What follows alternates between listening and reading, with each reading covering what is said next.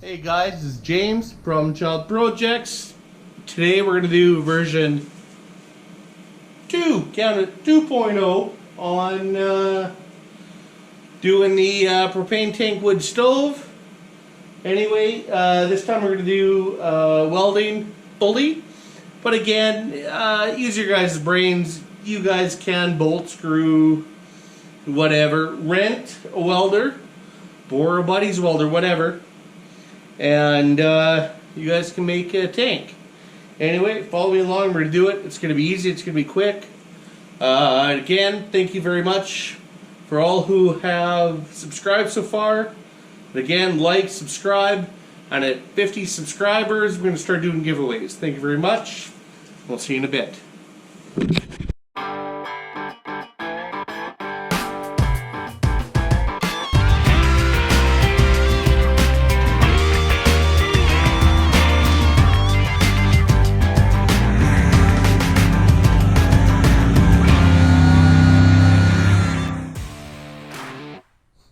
Okay guys, the parts list for this tank build is one lid. Need to grind the edges up. Okay, there we go. That's better. One tank lid. You're also going to need one hinge. Cut it down the center. There we go. One side, all ground up. Some flat bar for some legs. That'll do us. Piece of metal plate for your cooktop. There we go. That's all dressed up nicely. Excellent. And one gate latch kit, preferably the one with the spring-loaded latch. Makes things a lot easier. I'll show you when we get there. There you go. You want to cut that end off and just be left with the latch straight up, or the rod and your latch assembly. And again, spring loaded, and we'll see why later. You're gonna need 3-inch exhaust pipe. Nice. You're gonna need to use the valve assembly if you have it. If not, you'll have to find something else to work. Just cut the end off, that's all we need. It's gonna be our air inlet anyway. Today we are going to do version 2.0. Yes, this is gonna be a lot better than the last one. So stick along with me and we'll get this done. See you in a bit. So in the first video, what we did was we used the same tank to make the lid and the assembly. In my upgraded version, what I do is I take 2 tanks and I cut the lid out of one tank, then I cut a smaller hole out of the second tank so you have an overlap. So that's what we'll do here. So now when you do that, the easiest way to do it is measure off of your valve hole assembly. But measure, as you can tell, this one's not perfectly cut round. Measure your shortest distance and then deduct about a 1/2 inch. That is a good start. So we're about 4 inches, give or take. Grab a marker. So I'm going to go just a little in from the 4 inches because it's not round. So it's going to be okay, we'll make it work.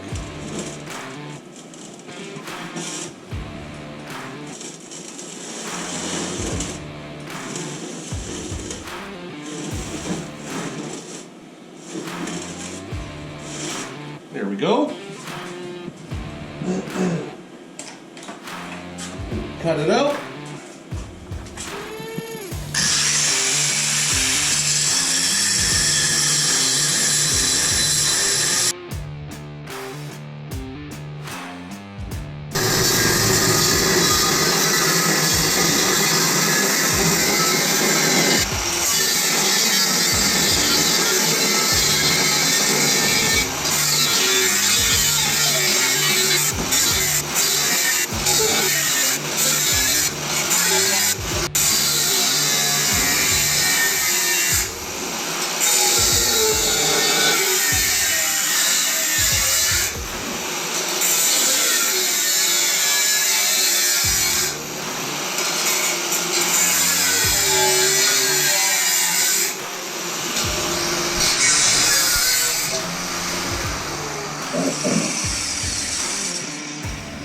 So there you go.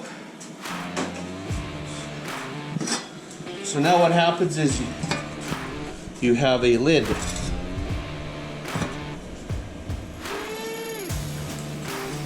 And then this one, even though it's getting a little small, you can actually use it on your next tank if you want. Again, measure it, mark the circle, cut it out, you've got your next lid. So I've already dressed this one as you saw earlier, and I'll dress this one now quick. Now remember guys, before you start cutting into tanks, clean them first, degas them properly. Water's your best way. Take the valve assembly off, fill it with water all the way to the top, pour it out, let it air for a while. Don't just start cutting into it willy-nilly.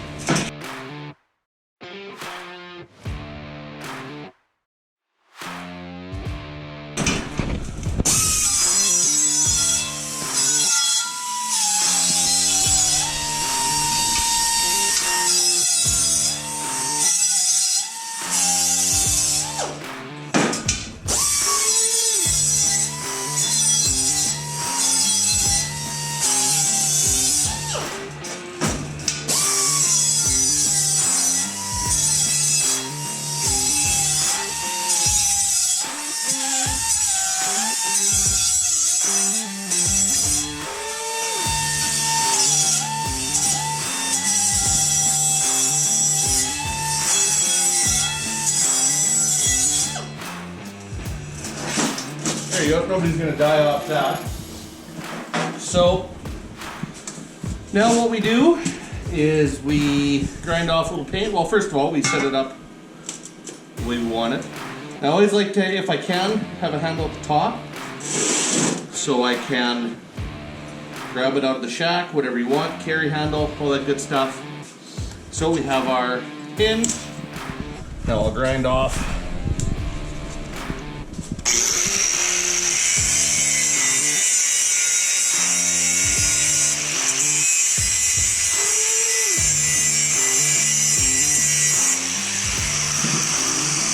Guys want to get super fancy and take off all the paint and all that good stuff, have at it. Me personally, I just let it burn off. So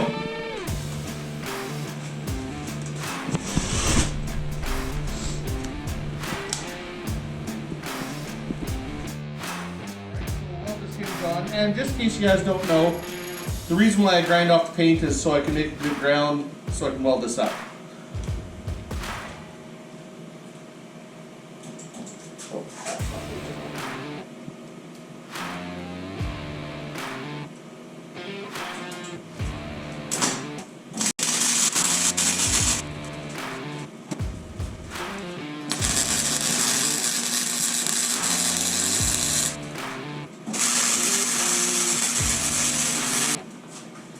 Now, just like in the last video,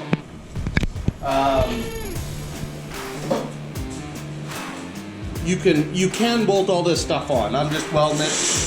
This is a quicker version of the last video. Okay, so I screwed up and I put the hinge on the wrong side. I guess it really doesn't matter, but I like to do it this way, maybe because I'm right-handed. But there you go. Hinge assembly.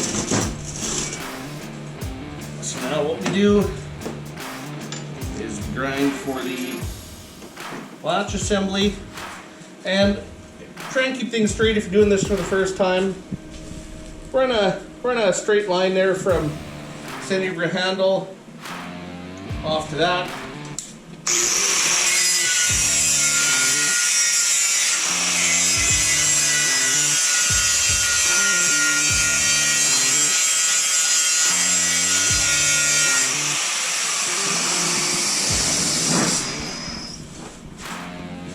Now, one thing I do too, and it'll be more apparent later, is I actually install these gate latches, the spring-loaded ones anyway. I install them upside down because I'm lazy. And when you're in the ice shack, you can open it with your foot. So, you just done. Line it up. See, easy peasy.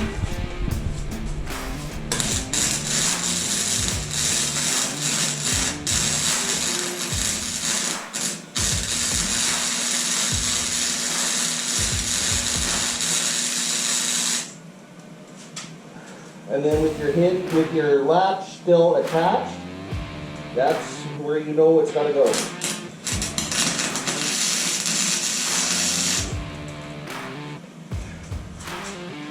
Go. I'll just finish welding that up.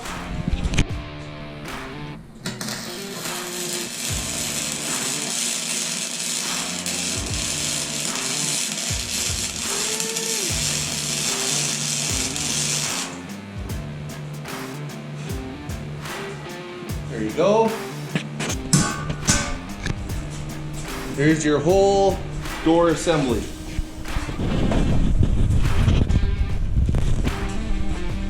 Now from here, I like to do the door assembly first because then I can take the legs, just set them like that, somewhere roughly. Set your tank on.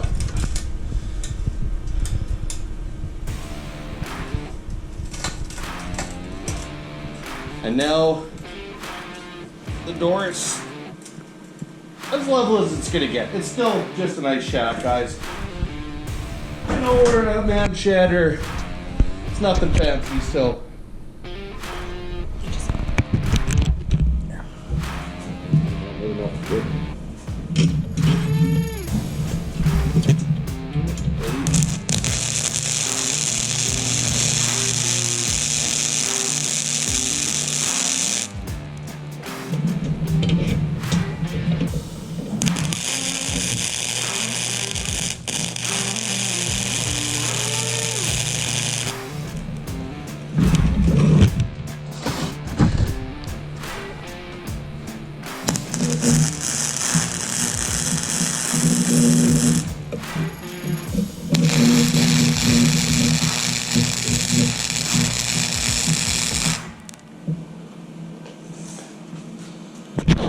There, so with doing that, I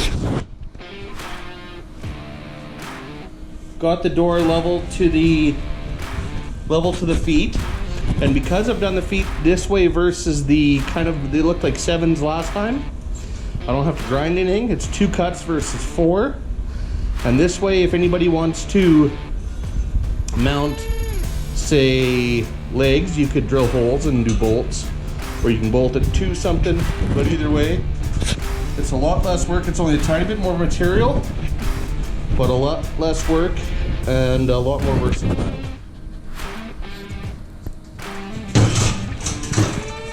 So then from here, what we do is, that marks nothing, it just happens to be there. We figure out where we want the exhaust pipe, which is right about there. It's not an exact science. And then you mark the inside.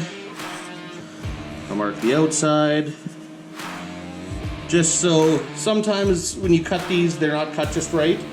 But at least if you've done it once, if you've marked it correctly, then you can.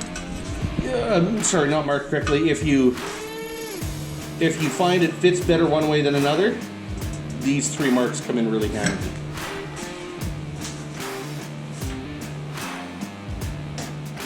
And then all I do is I cut a simple hexagon.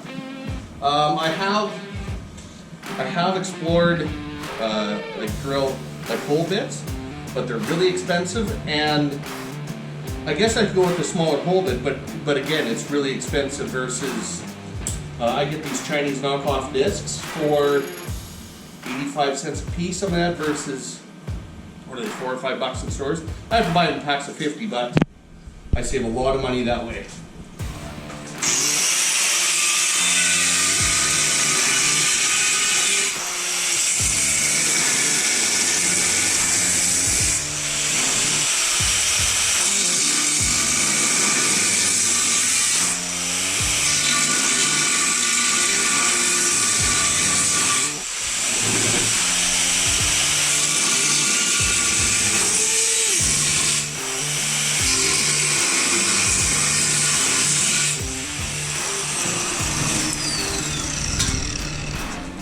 So there you go. You put it on. It's close enough. It's not going to impede anything. So we're going to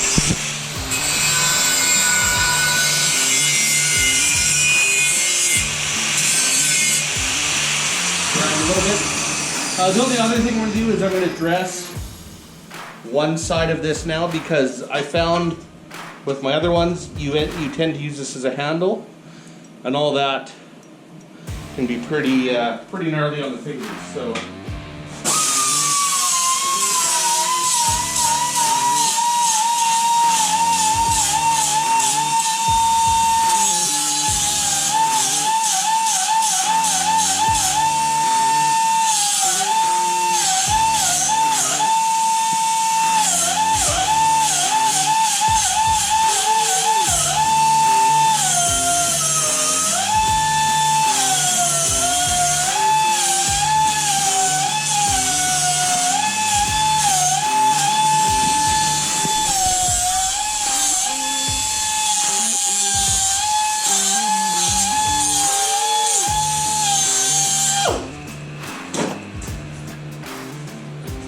there we go. So see, I can find my mark, line it up, fits as well as I care.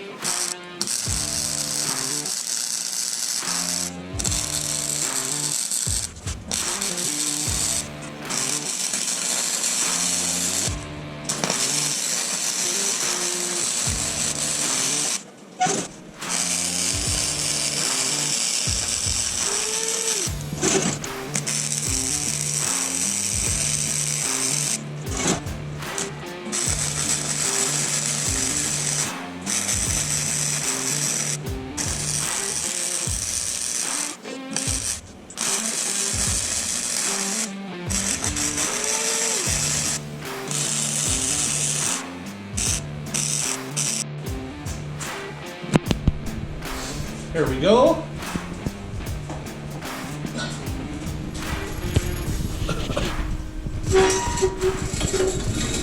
So you can grind a curve into your pipe, and then it sits more flat, because right now it is a flat pipe against a curved surface, so there's going to be gaps here and there. I just fill it weld, not a big deal. So now from here, I grind off a little bit of that weld surface. Actually, on this one, I think I'm going to be okay. So what you do is you just here to square it up. What looks flat. Okay, so nothing weird. Again.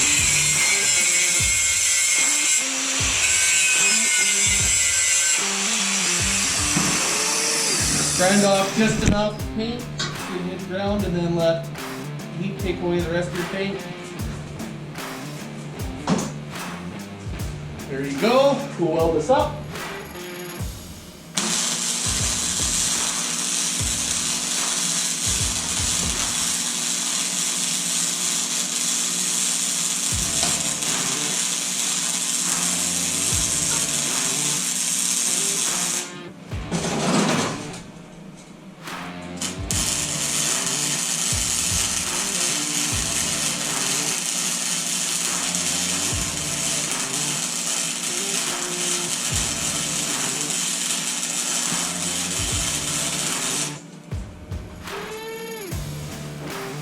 Alright, so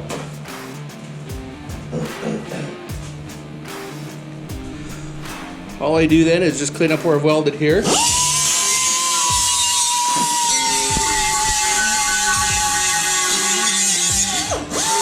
Take any welding spatter off of that, and we paint.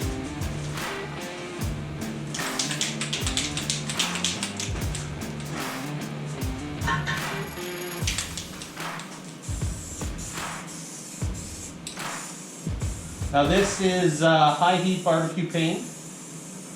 flat black. It will burn off. It's made for heat, but not direct flames, so. And it does surprisingly good around the high heat areas. Like I said, just your standard trim clad, find it everywhere.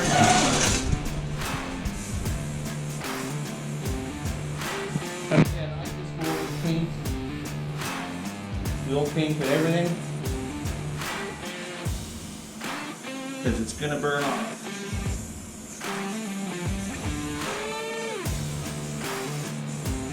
But it looks pretty for a while.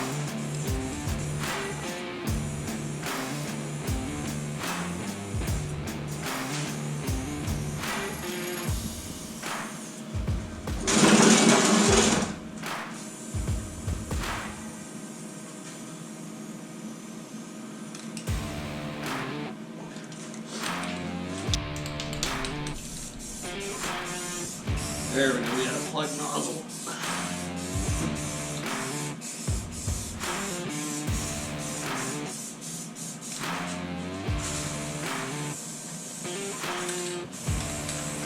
How much paint?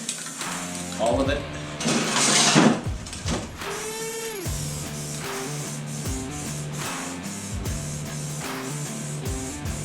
Now you can go with a higher heat paint if you want. Again, I was doing these as a hobby. I sell them, so I have to keep my cost in check and think about what people actually are wanting for it.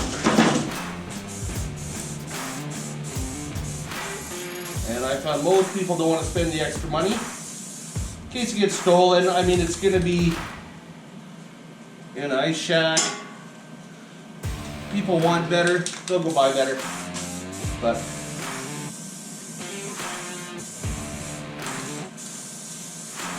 oh shit. Oh yeah. All that. All that. And then as for your air assembly, I keep it simple. I just cut off the bottom of the valve. And you can either drill that hole out more, or you could just take that out entirely. But there you go, guys. And if you need to adjust that just a little bit, just give it a tweak. But here's the reason why I put the spring-loaded latch. You can't do this with a non-spring-loaded latch. Is you can open it up from a seated position. And when you're hauling this around, the spring-loaded latch really helps to keep it all in check. So there you go. See? There you go. There is your version 2.0. Yes, it's a lot better. Hope you enjoyed it. Please like, subscribe, give me a thumbs up, comment, anything I could have done better, any questions. Anyway, you guys have a good day and thank you for watching.